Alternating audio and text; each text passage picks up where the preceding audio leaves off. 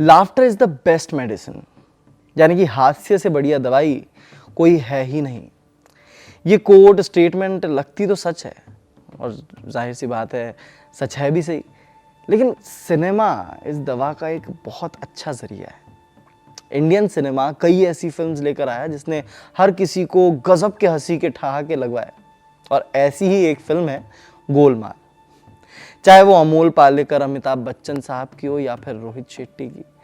लेकिन 2000 के बाद का जो दौर था उसमें गोलमाल ने अपनी एक अलग छाप बनाई थी। फिल्म सुपरहिट ही नहीं बल्कि आज के दौर में भी मीम्स के तौर पर गजब तरीके से देखी जाती है। लेकिन क्या आप जानते हैं कि गोलमाल को बनाने के बाद रोहित शेट्टी को बिल्कुल उम्मीद नहीं थी कि लोग फिल्म को थिएटर में देखने जाएंगे। और तो और ऐसी भी अफवाह आई कि फिल्म के थिएटर में बम है। आज बॉलीवुड किस्सों में बात 2006 की उस फिल्म की जिसने हर किसी को हंसा कर रुला दिया और रोहित शेट्टी के करियर को भी पार लगा दिया। नमस्कार, मेरा नाम है आर्यमन गौतम और आप देख रहे हैं इंडिया टीवी शोबिज की स्पेशल पेशकश बॉलीवुड के अनसुने किस्से। तो देखिए, रोहित शेट्टी और अजय देवगन ने साल 1991 में आई फूल और कांटे से अपना फिल्मी करियर शुरू किया। उसके करीब 12 साल बाद रोहित की पहली फिल्म जमीन रिलीज हुई। यहाँ लीड रोल में अजय देवगन ही थे, लेकिन जमीन बॉक्स ऑफिस पर नहीं चल पाई। हाँ, वो बात अलग है कि टीवी पर फिल्म को खूब पसंद किया गया, लेकिन तब फिल्मों को बॉक्स ऑफिस पर हुई कमाई से आंका जाता था। वहीं रोहित अपने डेब्यू से बिल्कुल नाखुश थे। उनका खुद पर कॉन्फिडेंस कम होने लगा था और इसी के चलते अगली फिल्म के लिए उन्होंने सेफ रास्ता चुना। वो अष्टविनायक फिल्म्स के साथ जुड़ गए और उन्होंने सोचा कि एक एक्शन थ्रिलर फिल्म की तैयारी करता हूँ। उसी ऑफिस में एक दिन उन्हें राइटर नीरज वोरा मिले। नीरज वोरा वही राइटर हैं जिन्होंने बादशाह, हेरा फेरी, फिर हेरा फेरी और हलचल जैसी फिल्में लिखी है। जाहिर सी बात है कि जब भी इंडियन सिनेमा में कॉमेडी की बात होती है तो यही फिल्म्स आगे भी आती हैं। नीरज ने रोहित को अपने एक गुजराती प्ले के बारे में बताया जिसका नाम था अफलातून।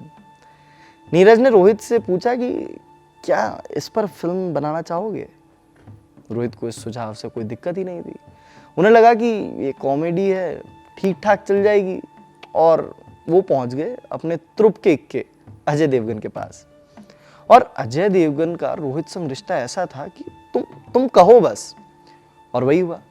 अजय ने रोहित से कहा कि तुझे जो अच्छा लगे वो कर, मैं तेरे साथ हूँ। और रोहित ने अजय देवगन, अरशद वारसी, शर्मन जोशी और तुषार कपूर को लेकर गोलमाल बना दी। लेकिन गोलमाल की रिलीज से पहले माहौल खराब हो चुका था। 11 जुलाई 2006 को मुंबई रेलवे में 7 बॉम्ब ब्लास्ट हुए और इसके 3 दिन बाद रोहित की फिल्म गोलमाल रिलीज हो रही थी। पब्लिक में बाहर निकलने तक को लेकर डर था।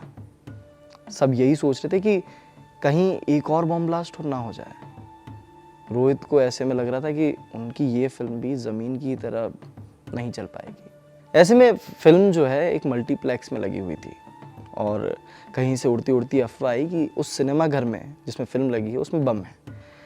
फिल्म की शुरुआत ऐसी हुई कि शो शुरू ही नहीं हो पाया।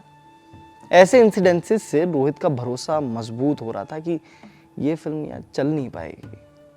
फिर एक दिन उन्हें जुहू में मौजूद चंदन सिनेमा के मालिक का एक दिन फ़ोन आया। उन्होंने दोपहर में रोहित को फ़ोन लगाया और कहा कि जल्दी यहाँ पर आ जाओ, चंदन सिनेमा आ जाओ, कुछ दिखाना है तुम्हें।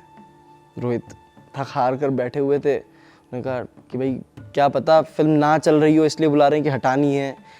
लेकिन जब सिनेमा हॉल में रोहित पहुँचे तो वो दंग रह गए। उन्होंने देखा कि गोलमाल का दोपहर का 3 बजे का शो चल रहा है और पूरा हॉल औरतों और बच्चों से भरा हुआ है। सब हंस रहे हैं और रोहित ने तब से तय कर लिया कि अब से वो इसी ऑडियंस के लिए फिल्में बनाएंगे। गोलमाल सुपरहिट हुई और इसके बाद रोहित ने फिल्म के 3 और पार्ट बनाए। सीरीज की चौथी किस्त गोलमाल अगेन साल 2017 में आई थी और अब 1-1.5 साल में वो गोलमाल 5 का काम भी शुरू करने वाले हैं। और रोहित का साफ तौर पर यही कहना है कि कास्ट में कभी कोई बदलाव नहीं होगा।